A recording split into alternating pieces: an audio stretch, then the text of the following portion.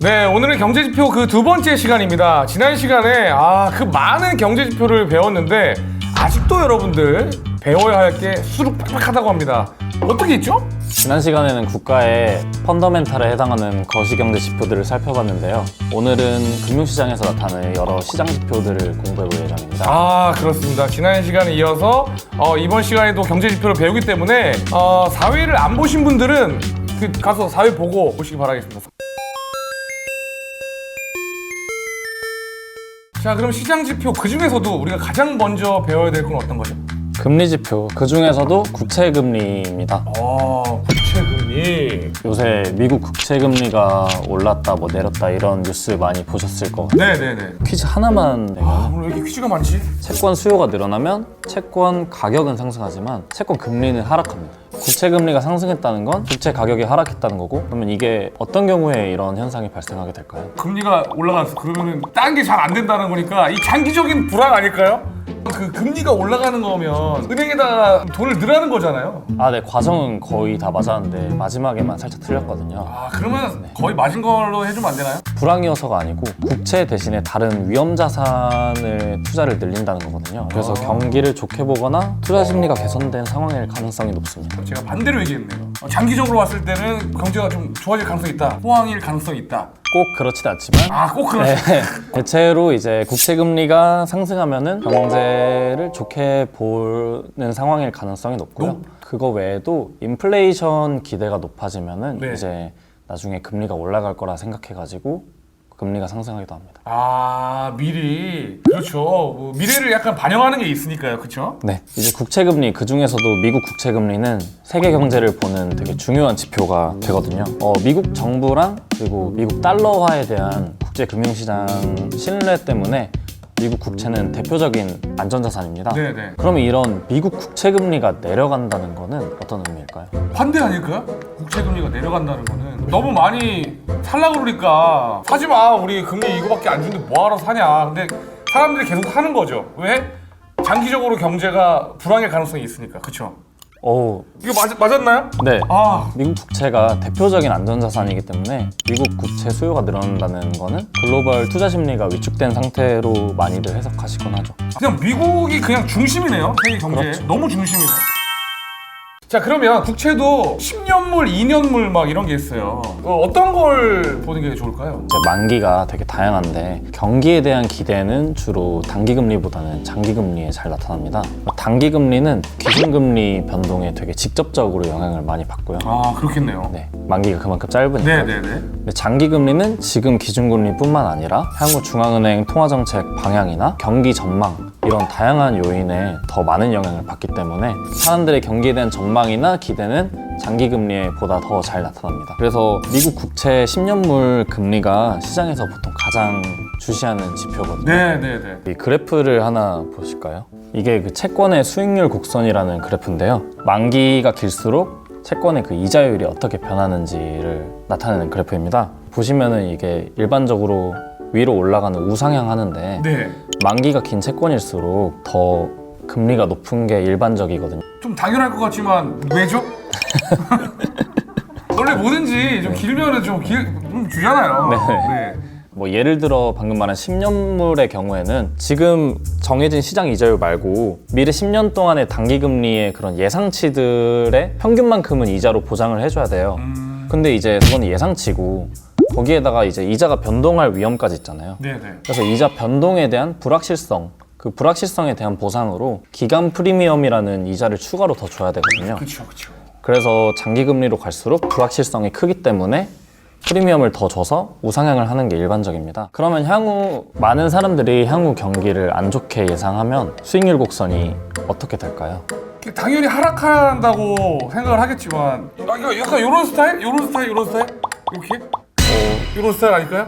확실히 금방 이해하시네요. 또 경기가 침체되는 경우에는 물가 상승 압력이 또 낮아질 수 있거든요. 그러면 중앙은행이 물가 안정 목표를 달성하기 위해 금리를 또 낮출 수도 있겠죠. 기준금리를 낮추면 사람들이 단기금리가 하락하겠다. 그럼 단기금리가 하락할 거라고 예상하니까 장기금리가 낮아지는 그런 효과도 나타나죠. 이런 걸 다 공부를 하고 그래 미래를 내다보면서 이런 식으로 투자를 해야 되는데 저는 원래 그렇게 했거든요. 투자는 뭐라고 생각하세요? 소개시키는 그런. 아, 그죠. 투자는 느낌이거든. 자, 그러면 또 제가 질문을 하나 드릴게요. 경제 뉴스를 보면 장단기 금리차가 축소됐다, 역전됐다, 뭐 그건 무슨 얘기죠? 장단기 금리차는 시장이 경제를 어떻게 바라보고 있는지 판단하는 데 있어 되게 유용한 지표로 활용되고 있는데요. 네네. 방금 수익률 곡선 배웠잖아요. 네네네. 그럼 장기 금리에서 단기 금리를 뺀 그 차이, 그걸 장단기 금리차라고 해요. 미국 국채 2년물이랑 10년물 국채의 금리 차이. 우리나라의 경우에는 주로 국고채 3년물과 10년물의 그 차이를 장단기 금리차로 보고 있습니다. 시장이 그럼 경기를 안 좋게 보면 장단기 금리차가 어떻게 될까요? 경기를 안 좋게 보면 단기 금리는 장기 금리에 비해서 금리가 작은데 경기가 안 좋아질 걸 예상하면 그 장기 금리가 좀 떨어질 테니까 그 금리 차가 줄어들겠죠. 네, 맞습니다. 경기를 안 좋게 보면 수익률 곡선이 평평해지거나 우하향하게 되고, 그러면 장단기 금리차가 전자의 경우에는 축소된다 하고 후자의 경우에는 단기 금리가 더 높으니까 역전된다라고 아, 합니다. 역전도 되는군요. 네, 이러한 원리로 장단기 금리차는 향후 경제 방향을 예측하는 데 있어 많이 활용되고 있습니다. 그 역사적으로 보면 미국 경제가 경기 침체에 진입하기 전에 장단기 금리차가 크게 축소되거나 역전되는 현상이 여러 번 관찰됐었거든요.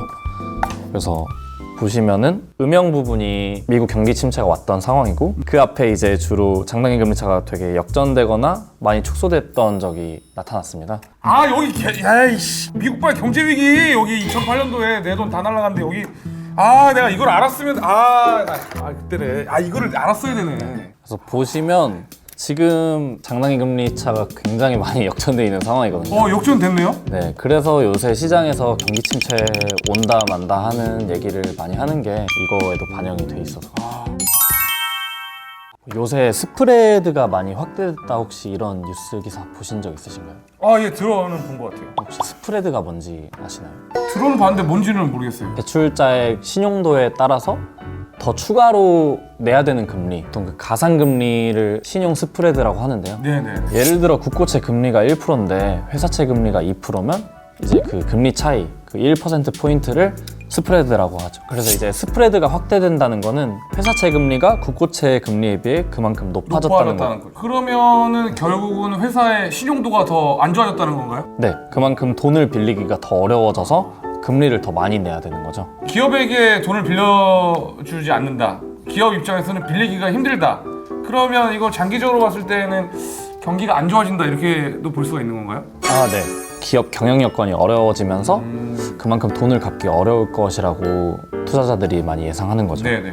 이렇게 스프레드가 확대되는 상황에서 주목받는 다른 지표가 이제 CDS 프리미엄이라고 있어요. CDS 프리미엄이 뭔가요? CDS? 이제 CDS는 크레딧 디폴트 스왑이라고 신용 부도가 났을 때 이거를 보증해주는 보험 성격이거든요. 일종의 파생 상품인데, 이제 뭐 A라는 투자자가 B 기업에 채권에 투자를 했어요. 네네. 근데 B 기업이 파산할 수도 있잖아요. 네네. 파산하는 거에 대한 보험을 C은행한테서 들었을 때, 네. 그럼 C은행은 B 기업이 파산하면 A의 원금을 보장을 해주는 대신 A한테서 보험료를 받는 건데, 네네. 이 보험을 CDS라고 하고, 이 내는 보험료 성격의 수수료를 CDS 프리미엄이라고 합니다. CDS 프리미엄이 높다는 건 그만큼 보험료가 높아진다는 거니까 부도 가능성이 높은 경우에 보험료가 높아지겠죠. 그래서 CDS 프리미엄이 높다는 거는 장기적으로 봤을 때 안 좋다는. 안 좋게 예상한다는 예상한다는. 거죠. 네. 국채도 이런 게 있나요? 네. 국가에서 발행하는데 CDS 프리미엄이 있나요? 국가는 부도가 나긴 하죠. 네. 근데 확실히 부도 날 가능성이 낮고, 그래서 CDS 프리미엄이 상대적으로 훨씬 낮긴 하죠. 우리나라 경우도 있어요? 네, 있죠. 북한 핵실험 이런 거 하면은 CDS 프리미엄이 또 높아지기도 하고, 각 나라의 경제 여건이나 투자자들의 심리가 CDS 프리미엄에 많이 나타나곤 합니다. 경제 지표 지난번에 다 배운 줄 알았는데 진짜 배울 게 많다고 그랬는데 많네요. 더 있죠? 이거 말고. 네, 그 다음으로 꼭 알아야 될 중요한 지표 환율입니다. 환율 중요하죠. 네. 환율은 이제 금융시장에서 가장 직관적인 지표 중에 하나죠. 각국의 펀더멘탈, 향후 경제 여건, 통화정책 기대, 뭐 이런 다양한 요인들이 다 종합적으로 반영돼가지고 환율에 나타나거든요. 요즘에 그 킹달러가 된 게 미국의 금리 인상 때문이라고 지난 시간에 배웠잖아요. 네, 맞습니다. 네. 이렇게 원달러 환율은 그만큼 한국과 미국의 경제나 금융시장 상황을 비교하는 굉장히 중요한 지표가 될 수 있죠. 네. 근데 이제 $1 환율 말고도 달러 강세를 파악하는 데는 달러 인덱스라는 그 DXY라는 지표도 참고하시면 되게 좋습니다. DXY는 또 뭐죠? 유로화, 일본 엔화, 그리고 영국 파운드와 캐나다 달러, 스웨덴 크로나, 스위스 프랑 이렇게 세계 주요 6개 통화와 달러의 가치를 비교한 지표인데요. 네네. 글로벌 금융시장이 불안할수록 달러와 선호가 강해지면 이 달러 인덱스는 상승하겠죠. 그렇죠. 아까 말씀하셨듯이 달러가 안전하다고 했으니까 이 달러를 얼마나 원하는지 저 6개 나라 DXY랑 비교를 하면 알 수 있다는 거죠. 네, 맞습니다. 우리나라와 비교했을 때는 $1 환율이 맞긴 하지만 이제 전 세계적으로 달러 선호가 강화되고 있는지를 보려면은 이 달러 인덱스랑 같이 비교해가지고 보시면 도움이 되실 겁니다. 경제 지표 배울 거 많다고 했는데 실제로 배울 게 많았고요. 크게 국채 금리랑 환율 이런 걸 좀 중요하게 말씀하셨는데 더 챙겨볼 지표가 있나요? 시장 지표 몇 가지만 뭐 더 말씀해 주시면 좋을 것 같아요. 재밌어요, 지금 공부하면서. 경제 상황이나 그런 경기 예측을 보는데 도움이 되는 그런 지표 몇 가지만 더 네네. 살펴보면 좋을 것 같습니다. 혹시 PMI 지수라고 들어보셨나요? 기업의 구매 담당자들이 예측하는 경기를 이제 지수화한 건데요. 기업 그런 실무자들이 대상이잖아요. 네네. 그래서 이 사람들이 앞으로 경기를 어떻게 보는지 그런 기업이 체감하는 경기가 잘 반영돼가지고 이게 실제로 그렇게 많이 나타나곤 하거든요. 미국의 ISM 제조업, 뭐 비제조업 지수, 그리고 중국의 제조업 PMI 지수나 뭐 차이신 구매자 관리 지수 뭐 이런 다양한 PMI 지수들이 있는데 참고하시면 좋을 것 같습니다. 또 저희가 지금 계속 미국 얘기를 하는데 미국 경제 상황 같은 경우에는 글로벌 금융시장에 영향을 많이 주기 때문에 미국 경제 상황을 나타내는 지표도 참고하시면 좋습니다. 네. 미국 소매 판매 지수라는 게 있어요. 마트나 백화점 말 그대로 네네. 소비자들이 소매 판매점에서 얼마나 지출했는지를 나타내는 지표인데 중요하겠네요, 이거. 미국 경제가 소비가 차지하는 비중이 굉장히 높거든요. 다른 나라에 비해 엄청 높고 50%도 훌쩍 넘어요. 네네. 미국 소매 판매 지수 움직임은 미국 경제 상황을 나타내는 것으로 보통 많이 해석해서 시장에서 많이 참고를 합니다. 좀 더 보신다고 하면은 미국의 고용 관련 지표들이 있거든요. 네. 실업수당 청구 건수랑 비농업 취업자 수 증감 이거 두 개를 많이 보는데 보통 시장에서 많이 보는 미국 고용 상황에 대한 지표거든요. 네. 실업수당 청구가 많으면 그만큼 자가 많다는 거죠. 그렇죠. 그래서 미국 고용 상황이 안 좋다는 거고 그리고 비농업 취업자 수 변화도 취업자 수가 많이 늘어나면 고용 상황이 또 좋고 이렇게 해석될 수 있겠죠. 근데 미국 고용 상황은 왜 중요하냐면 미국 연준 같은 경우에는 통화정책 목표에 고용 안정이 포함되어 있어요. 네. 그래서 미국 고용 상황에 따라서 미국 통화정책 변화를 예측하거나 아니면 그냥 그 지표가 발표된 것 자체만으로 시장 변동이 커지기도 해가지고 고용 상황도 살펴보시면 좋을 것 같습니다. 오늘 벌칙은 뭔가요? 구역 편집입니다. 구역 편집이요? 아, 내가 막 맞췄는데 막 일부러 다른 거만 편집한 거 아니야? 하나도 못 맞춘 것처럼? 어제 종가 기준으로 미국 국채 10년물 금리를 소수점 첫째 자리까지만 아니, 잠깐만요. 이거는 항상 잘하시니까 아, 진짜 어려운데? 그러면 제가 네. 굉장히 세세하게 힌트를 드리겠습니다. 아, 그래, 좋습니다. 지금 현재 미국 기준금리는 현재 날짜 기준으로 3.75%에서 4.00%인데요. 네. 미국 10년물 국채금리 어제 종가 기준으로 3.7xx, 4.7xx, 5.7, 6.7 오늘 배웠던 내용들을 다 종합하셔서 찍으셔야 될 겁니다. 그거보다는 약간 심리적으로 한번 접근해 볼까요? 객관식을 내요, 사람이. 보통은 1번, 4번에 넣을까요? 안 넣죠. 2번, 3번인데 정답은 4.7. 바꿀게 한번 드리겠습니다. 4.7. 그대로 가시는. 네. 정답은 3.7입니다. 아니!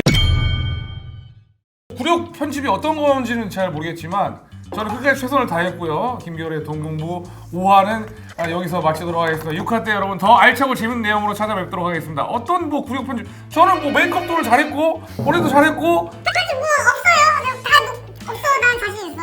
이거 어떤 편집이 기다리고 있을지 여러분들 기대해 주시고 저도 올라오는 날 한번 유심히 보도록 하겠습니다. 감사합니다.